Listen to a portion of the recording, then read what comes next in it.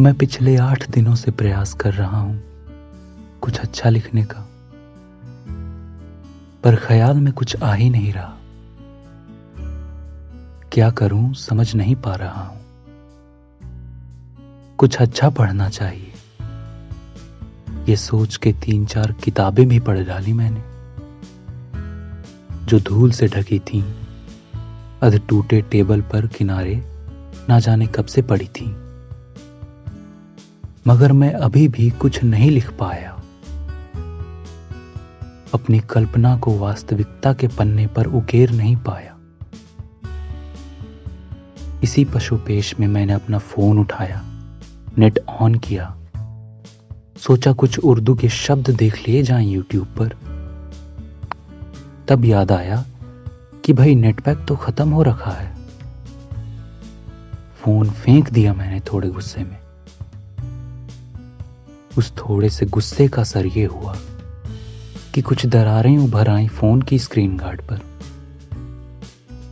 आखिर हम इंसानों की यही तो आदत रही है, किसी और का गुस्सा किसी और पर निकालते हैं। खैर, इस हरकत से मैंने अपनी चिंता दोगुनी कर ली। कुछ लकीरें मेरे ललाट पर भी उभर आईं, ठीक फोन की स्क्रीन गार्ड की तरह। शुक्र है मुझे किसी ने गुस्से में फेंका नहीं। हम इंसानों की ये भी आदत रही है कि गुस्से में अपना काम बिगाड़कर अफसोस करते रहते हैं।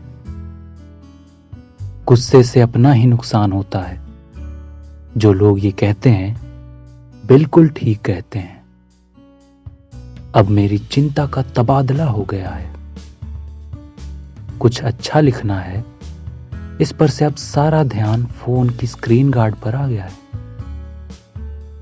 अच्छा लिखने की कोशिश अब धूमिल हो गई है, क्योंकि चिंताओं की लिस्ट में अब फोन की चिंता सबसे ऊपर शामिल हो गई है। लोग कहते हैं ना, किसी दर्द से ध्यान हटाना हो तो नया दर्द ले लो।